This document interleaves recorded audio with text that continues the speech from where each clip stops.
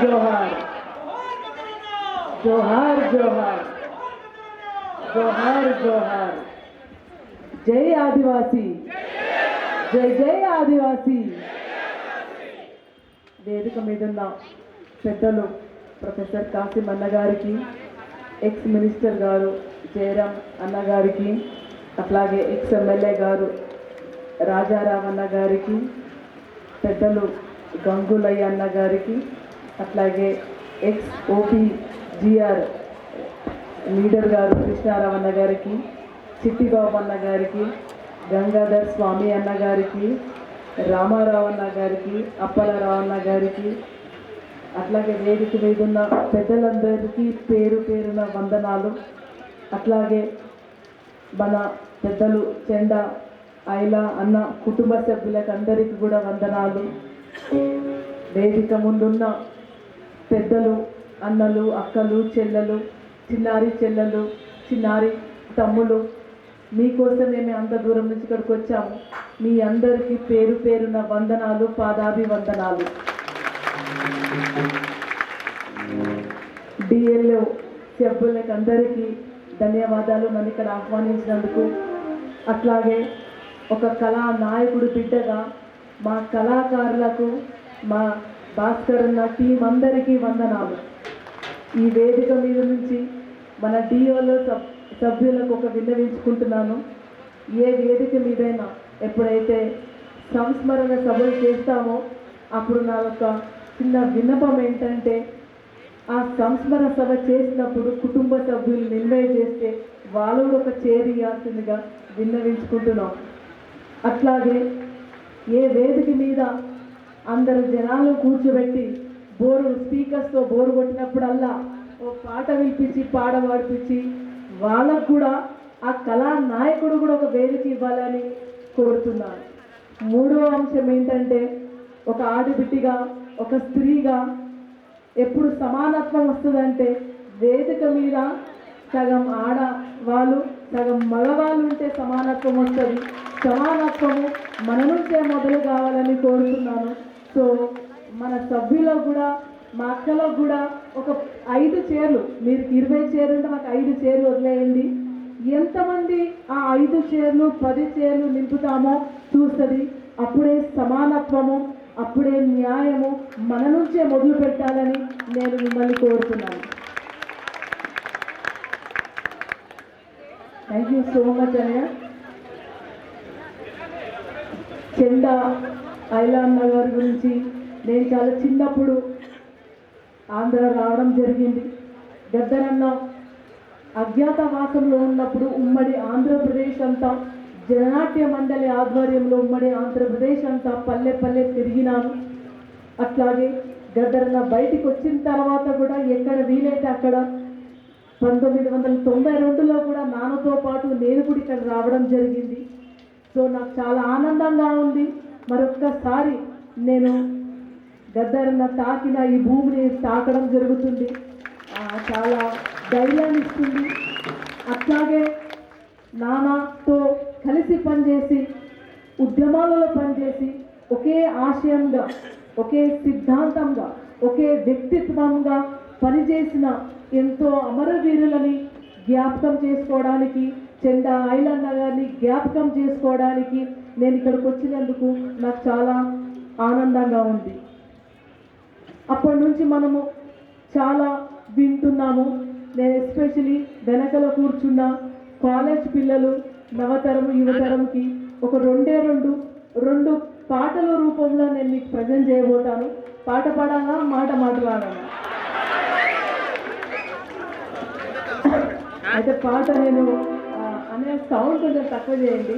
మనకు తాళం రాగం చూద్దాం సెట్ కాదు, ఆల్రెడీ కోల్డ్ ఉంది కాబట్టి అన్న చిన్నగా అయితే ఎందుకంటే బీట్ రాగానే అప్పుడే మన పిల్లలు పెద్దలందరూ చెవులు ఇక్కడ వేస్తారు.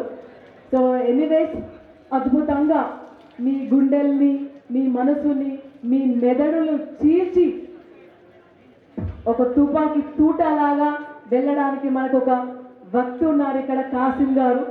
సో ఆయన ముందు మేము ఎవరము పనికిరాము. సో అన్న మాట్లాడతారు, నేను చిన్న పాట పాడతాను మీకోసం. 2 పాటలు ఆ 2 పాటలు మీకోసమే. మొదటిగా హోలే హోలో హోలియా హోలా, హోలే హోలో హోలియా, హోలే హోలో హోలియా హోలా, హోలియా హోలా హోలియా హోలా, హోలే హోలో హోలియా హోలా.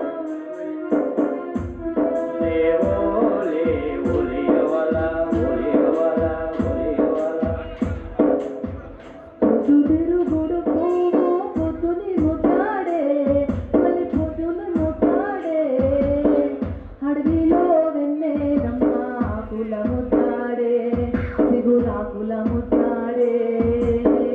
పొద్దుతిరుగుడు పువ్వు పొద్దున ముద్దాడే, మళ్ళీ పొద్దున ముద్దాడే, అడవిలో వెన్నెలమ్మ ఆకుల ముద్దాడే, సిగురాకుల ముద్దాడే. ఆడి ఆడి నెమలి, ఆడి ఆడి నెమలి, ఆడి ఆడి నెమలి కాలను కోకిల ముద్దాడే, కోకిల రాగం ముద్దాడే. మూగబోయిన కోకిల, మూగబోయిన కోకిల గొంతులు నెమలి ముద్దాడే, నెమలి నాట్యం ముద్దాడే. మూగబోయిన కోకిల గొంతులు నెమలి ముద్దాడే, నెమలి నాట్యం ముద్దాడే. హోలే హోలో హోలియా హోలా, హోలియా హోలా హోలియా హోలా, హోలే హోలే హోలియా హోలా, హోలే హోలే హోలియా హోలా. యుద్ధముల యోధుణ్ణి తుపాకీ ముద్దాడే, ఆ తూటలు ముద్దాడే. యుద్ధముల యోధుణ్ణి, యుద్ధముల యోధుణ్ణి తుపాకీ ముద్దాడే, ఆ తూటలు ముద్దాడే. ఒరిగిన వీరుణ్ణి భూతల్లి ముద్దాడే, రణభూమి ముద్దాడే. ఒరిగిన వీరుణ్ణి తల్లి ముద్దాడే, భూతల్లి ముద్దాడే, రణభూమి ముద్దాడే.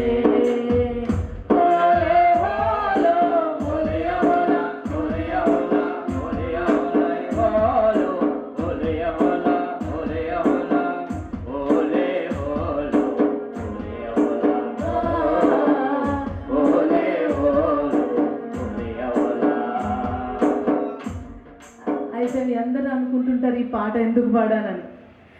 ఈ పాట నాన్న చెప్తూ అమ్మకు చెప్తూ విన్నప్పుడు విన్నాను నేను. ఏమన్నారంటే, నేను ఏజెన్సీ ప్రాంతంలో ఉన్నప్పుడు ఈ పాట రాశాను అని చెప్పి అన్నమాట. అందుకే తన అడవిలో ఉన్నప్పుడు, తన అడవి బిడ్డలతో ఉన్నప్పుడు ఆ ప్రకృతిని కాపాడాలి. ప్రకృతి అంటేనే సమాజం. ఆ ప్రకృతి లేకపోతే మనిషి లేడు, మానవ జన్మ లేదు, మానవ జీవితం లేదు. మనం చూసుకుంటే ఇప్పుడు కులం పేరు మీద, మతం పేరు మీద, వర్గం పేరు మీద కొత్తగా రాజకీయ పార్టీలుగా డివైడ్ అయిపోయి కొట్లాడుతున్నాం. ఆల్రెడీ భారతదేశంలో కులం ఉంది, మతం ఉంది. కులము మతం కాకుండా ఇంక రాజకీయ పార్టీలకు డివైడ్ అయిపోయి కొట్లాడుకుంటున్నాం. కానీ మనం మనిషికి బతకాలనే కొట్లాడుతున్నప్పుడు ఈ ప్రకృతిని ఎవరు కాపాడతాం? ఆ ప్రకృతి ఉంటేనే మనం ఉన్నది. సో ఆ ప్రకృతి ఆదివాసీ బిడ్డలు, ఆ ప్రకృతిని కాపాడుతుంది ఆదివాసీ బిడ్డలని నిజాన్ని పల్లె పల్లెకి ఎవరు తీసుకుపోవాలి? గద్దరన్న కానీ, మహానుభావులు కానీ, అమరవీరులు ఎవరు చెప్తారు? నీకు నొప్పి ఉంటే నువ్వే మందు పెట్టుకోవాలి బిడ్డ, నీకు నొప్పి ఉంటే నువ్వే పోయి చెప్పాలి. నాకు ఈ నొప్పి ఉందని డాక్టర్ దగ్గర నువ్వే చెప్పాలి. కానీ నీకు నొప్పి ఉంటే ఎవరు చెప్ప? మన యుద్ధం మనమే చేయాలి, మన యుద్ధం మనమే చేయాలి, మన గురించి మనమే మాట్లాడాలి. ఆ వేదిక ఎక్కడ? ఒకప్పుడు గన్ను పట్టారు, ఒకప్పుడు యుద్ధం చేశారు, అందుకే మనకి వేదిక ఉంది. దోపిడీ రీతి మారింది, యుద్ధ రీతి మారాలన్నారు మహానుభావులు. ఆ యుద్ధ రీతి మారాలన్న దాంట్లో నేను 1991లో విన్నాను. సేమ్ చెండాయిల అన్నగారు చెప్పినప్పుడు, పాలనలో భాగం కావాలి, మనం పాలసీ మేకింగ్లో ఉండాలి, పాలసీ మేకింగ్ డెసిషన్లో ఉండాలని 1991లో నేను విన్నాను. సో ఎప్పుడైతే మన రాజ్యాధికారంలో ఉంటామో అప్పుడు పెన్ను మనదే ఉంటుంది, పేపరు మనదే ఉంటుంది, కాగితం మనదే ఉంటుంది. అప్పుడు మన కన్నీళ్లను కష్టాలను పూడ్చే పాలసీస్ మనం తీసుకురాగలుగుతాము. బాబాసాహెబ్ అంబేద్కర్ ఆ పదవిలో వచ్చాడు కాబట్టి, ఆ కన్నీళ్ళు కష్టాలు అవమానాలు తెలుసుకున్నాడు కాబట్టి మనకు భారత రాజ్యాంగం అని మన చేయికి అప్పచెప్పించారు. కానీ ఇప్పుడు ఒక యుద్ధం మొదలైంది. ఏమి యుద్ధం? మనం చిన్న చిన్న వాటి కోసం అనుకుంటున్నామేమో. చాప కింద నీరులాగా మనువాదం పెద్ద ఎత్తున నడుస్తుంది. అది ఒక 100 ఏళ్ల ప్రణాళిక వేసుకుంది. మనం పెద్ద 100 ఏళ్ల ప్రణాళిక వద్దు, ఒక 10 ఏళ్ల ప్రణాళిక వేసుకుందాం. అందరం ఐక్యమైదాము. ఐక్యమై భారత రాజ్యాంగాన్ని రక్షించుకుందాం. భారత రాజ్యాంగాన్ని రక్షించుకుంటే యుద్ధం మొదలైంది. ఆ యుద్ధంలో భాగం కావడానికే మీతో పాటు మీ బిడ్డగా నేను మీతో నడుస్తున్నాను. ఆ వేదికను ఎంచుకొని వచ్చాను. నేను సగర్వంగా మీ అందరికీ తెలియజేస్తున్నానంటే రాజకీయాలకు వస్తాను అనుకోలేదు. నేను MBA PhD చేసి నేను ప్రొఫెసర్ మన కాసిమన్ అలాగా ఉస్మానియా యూనివర్సిటీలో లేకుంటే JNTUలో ప్రొఫెసర్ కావాలనుకొని చాలా పెద్ద కోరిక ఉండేది అన్నమాట, యాంబిషన్. కానీ రాజకీయాలకు ఎందుకు వచ్చానంటే గద్దర్ గారు తెలంగాణ కోసం ఉద్యమం చేసేటప్పుడు 1991 నుంచి ఆయన చెప్తున్నది ప్రతి ఒక్కటి సత్యమైంది. అది మేము పక్కన కూర్చొని మా క్లాస్ ఎప్పుడు చెప్పలేదు. అందరు ఇంటికి వచ్చినప్పుడు పెద్దవాళ్ళు మాట్లాడుకుంటుంటే కుటుంబ సభ్యులు ఇందాకెందుకు కుటుంబ సభ్యులను ఎందుకు గౌరవించుకోమన్నా అంటే, ఇంటికి ఎవరు వచ్చినా మేము ఛాయ్ ఇవ్వాలి, నీళ్ళు వేయాలి, తిండి పెట్టాలి, వాళ్ళు ఎంగిల్ గిన్నెలు కడగాలి. ఆ టైంలో విన్నవి అదే ఒక అనుభవం, అదే ఒక ఎక్స్పీరియన్స్. తను చివరిగా ఏమన్నాడంటే, నేను యుద్ధ భూమిలో ఉంటా. ఏ యుద్ధ భూమి అది? ప్రజాస్వామిక యుద్ధ భూమిలో ఉంటాను. నేను పాలన కోసం కొట్లాడతాను, నేను ఈ ఎలక్షన్స్లో నిలబడతాను అంటే చాలామంది అడిగారన్నమాట. మరి అన్న మీకు కులం లేదు, మతం లేదు, పైసలు లేదు, యామ్యాం లేదు, మరి మీరు ఎట్లా గెలుస్తారన్నా అన్నారు. అని ఒక ప్రశ్న అతను అడిగితే అప్పుడు గద్దర్ అన్న జవాబు నాకు స్ఫూర్తిదాయకం. ఏమన్నారంటే ఆయన, ఎవ్వరు ఓటేయకపోతే బిడ్డ నా ఓటు నేనేసుకొని వస్తా, నేను యుద్ధంలో ఉంటాను. అదే స్ఫూర్తితో నేను రాజకీయ అవకాశం వస్తే నేను యుద్ధంలో దిగిన, అది నేను రాజకీయ పాలిటిక్స్లో వస్తున్నా అనుకోలేదు. అది యుద్ధం, ఒక యుద్ధంలో దిగిన, ఓడినా గెలిచిన యుద్ధంలో ఉంటా అన్నాను. ఓడిపోయినా కానీ నేను ఓడిపోలేదు, రాజు గెలిచిండు, రాజ్యం గెలిచిందని ముందుకు వచ్చాను. సో నేను చాలా ఆనందంగా ఉంది. నేను గద్దరన్న వారసురాలనే కాదు, చెండా ఐలన్న వారసురాలు కూడా. ఎందుకంటే అన్న ఎప్పుడో రాజకీయంలోకి రావాలి, పాలనలో భాగం ఉండాలి కాబట్టి ఈ పాలనలో మనం ఉందాం. స్త్రీలకు నేను ఒకటే నినాదం ఇస్తున్నాను, వంట మనదే, పాలన మనదే. వంట వదలొద్దు, మన వీళ్ళు ఆక్యుపై చేస్తారు అన్నలు. ఇక్కడ డయట్ మరి ఇస్తలేదు. అందుకే వంట మనదిరో, ఈ పాలన మదిరో అక్క అని చెప్పి ఆ వేదిక మీద నుంచి అంటున్నాను. రానున్న టైంలో 33% రిజర్వేషన్ మన హక్కు. అది ఖచ్చితంగా స్త్రీలందరూ దానికి రావాలి. ఇంకా ముందు కొట్లాడి మేము ఇంకో చాలామంది లైక్ మైండెడ్ స్త్రీ అనుకుంటాం. మేము చనిపోయేటప్పుడు 50% రిజర్వేషన్ ఉమెన్ తీసుకొచ్చే చనిపోతాము అని ఒక నినాదంతో వస్తున్నాం. ఇక్కడున్న యువత అంతా మీరు చేయాల్సింది ఏం లేదు, చదువుకోవాలి, చదువు విలువలతో కూడిన చదువు చదవాలి, తమ కుటుంబాలని తమ పక్కింటి వాళ్ళను చూసుకుంటూ రాజకీయాల్లోకి రావాలి, పాలనలో భాగం కావాలని కోరుతూ ఈ అవకాశం ఇచ్చిన మీ అందరికీ ధన్యవాదాలు. చివరిగా నన్నెంతో ఇన్స్పైర్ చేసిన పాట గద్దర్ అన్న గారి చివరి పాట మీకోసం పాడతాను. అంటే ఏమైపోయిందంటే ట్యాబ్లెట్ వేసుకున్నందుకు మాట్లాడలేకపోతున్నాను. ఈ పాట మీకోసం. తర్వాత మీరు ఈ పాట గూగుల్ కొట్టి యూట్యూబ్లో చూడండి. బానిసలారా లెండిరా, నా బానిసలారా లెండిరా అన్న మ్యూజిక్ వద్దులేండి, బానిసలారా లెండిరా, నా బానిసలారా లెండిరా, అడక తింటే మన ఆకలి తీరదు, గుత్తి గుంజుకున్నామురో. బానిసలారా రండిరా, మా బానిసలారా రండిరా. ఇక్కడ గుద్ది గుంజుకుందామంటే ఆల్రెడీ బయట వెహికల్స్ ఉన్నాయి. మనల్ని వేసుకొని వెళ్ళిపోతారు. సో ఇక్కడ యుద్ధ రీతి మారింది కదా, ఇక్కడ గుద్ది గుంజుకుందామంటే మన మన ఓటు హక్కు అనే ఒక ఆయుధాన్ని తీసుకొని పోవాలి. ఆ ఓటు హక్కుతోని మనం పాలనకు రావాలని గద్దరన్న గారు ఆశ. మనకు గుద్ది గుంజుకుందామంటే మనమంతా పిల్లలు రెడీ అయిపోతారు ఇక కొట్లాడదామని. అంటే ఆ కొట్లాడేటప్పుడు కూడా ఒక సిస్టమేటిక్ ప్రణాళికతో ఉండాలి. తుమ్మి కొట్లాటలు, పిచ్చి పిచ్చి కొట్లాటలు కాదు. ఒక సిస్టమేటిక్ సైంటిఫిక్ స్ట్రాటజిక్ యుద్ధ రీతిలో పోతేనే మనము ఎటువంటి సంపద లేదు, గుండె ధైర్యం తప్ప ఇంకెటువంటి సంపద లేని మనకు ఒక పద్ధతితోనే వెళ్తేనే ఏ యుద్ధమైనా గెలుస్తామని మన పెద్దలు మనకు, మన అమరులు మనకు తెలియజేశారు. నా జన్మనిచ్చిన చెల్లివి, నా జన్మనిచ్చిన తల్లివి, నా తోడబుట్టిన సెల్లివి, ఎన్నాలి కన్నీలు నీ కనుల నిండా నీలు, మీరు సింగులు చెక్కితే చాలు సింహం పరుగులు తీసు, తోక పుడుసుకొని పోవు జూలు దులుపుకొని పరుగు, అమ్మా నీకు వందనం, చెల్లి నీకు వందనం. స్త్రీలంతా ఐక్యం కావాలి. మనం స్త్రీలంతా స్వేచ్ఛగా యుద్ధంలో భాగం కావాలి. ఇంట్లోనే కాదు, మనం పాలనలో కూడా భాగం కావాలి. ఏ రోజైతే పాలనలో ఉంటామో ఆ రోజే సమానత్వం ఉంటుంది. ఆ రోజే మనకు దళిత, ఎస్సీ, ఎస్టీ, ఓబీసీ వాళ్ళకు న్యాయం జరుగుతుంది. స్త్రీలు ముందుకు వస్తామని ఈ పాట ద్వారా తెలియజేశారు. నవతరమా యువతరమా భవిష్య భారత భాగ్యమా, తల్లిదండ్రుల స్వప్నమా, అమరవీరుల దీపమా, నిరాశ నిస్పృహ నిరుద్యోగముతో తెగించే తలపడే సైన్యమా, శౌర్యమా, ధైర్యమా. ఇందాక అన్న చెప్పాడు, మేము ఈ యుద్ధంలో చెండా ఆయలతో నడిచేటప్పుడు నా వయసు 18 ఏళ్ళు, నా వయసు 20 ఏళ్ళు, నా వయసు 21 ఏళ్ళు. గద్దరన్న కూడా తన యుద్ధం మొదలు చేశాడు ఉస్మానియా యూనివర్సిటీ అంటే అప్పుడు 21 ఏళ్ళు ఉన్నప్పుడే. బండెన్క బండి గట్టే అని పాట రాసి యుద్ధంలో వచ్చారు. మరి ఈసారి నవతరం యువతరం ఏమవుతుంది? 18 ఏళ్ళ నుంచి 35 ఏళ్ళు ఉన్నప్పుడు వయసు గల వారు ఏం చేస్తున్నారు?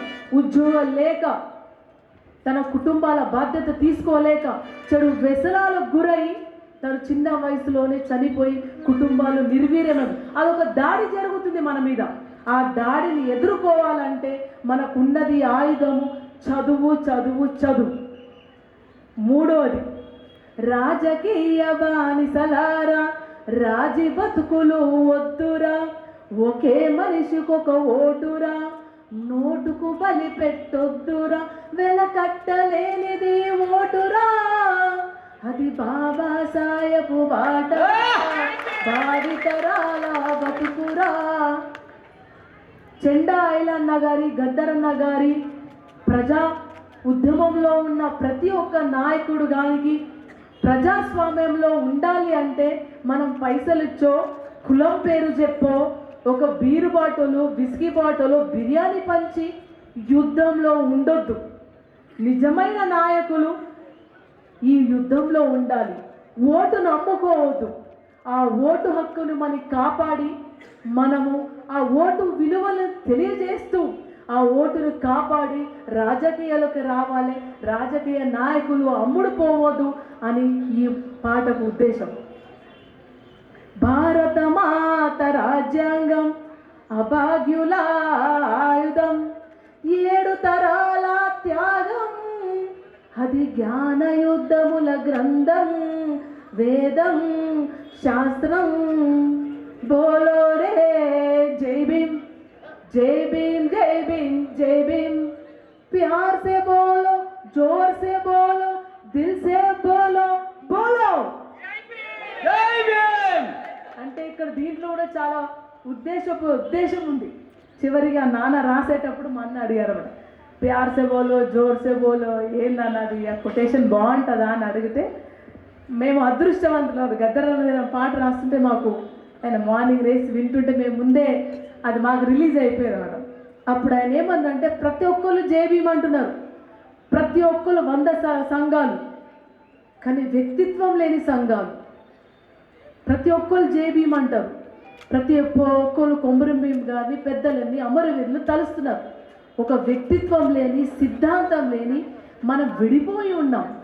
నిజంగా జై భీమ్ నినాదాన్ని గుండెల్లోతు నుంచి బయటికి రావాలి. దోపిడి దొంగల గుండెలు చెవులు పగిలేలాగా గట్టిగా అనాలి, నిజాయితీతో అనాలి, సిద్ధాంతంతో అనాలి, వ్యక్తిత్వంతో అనాలని చెప్పారు గద్దరన్న గారు. బోలో రే జై భీమ్, జై భీమ్, జై భీమ్, జై భీమ్, ప్యార్ సే బోలో, జోర్ సే బోలో, జోర్ సే బోలో, బోలో బోలో రే జై భీమ్, జై భీమ్, జై భీమ్, జై భీమ్. నాకు ఈ అవకాశం ఇచ్చిన వేదికకు ధన్యవాదాలు. ఏమైనా తప్పుగా మాట్లాడితే మీ చెల్లిని సరిదిద్దండి. తప్పులని సరిదిద్దుకుంటూ ముందుకు పోవడమే మన పని. ఎటువంటి మనము ఇందాక అన్న చెప్పినట్టు చెండా ఐలన్న గారు బిఎడ్ చేసి ఎంఎడ్ చేయలేదు, ఆయన బిఎడ్ చేసి ఎల్ఎల్బి చేశారు.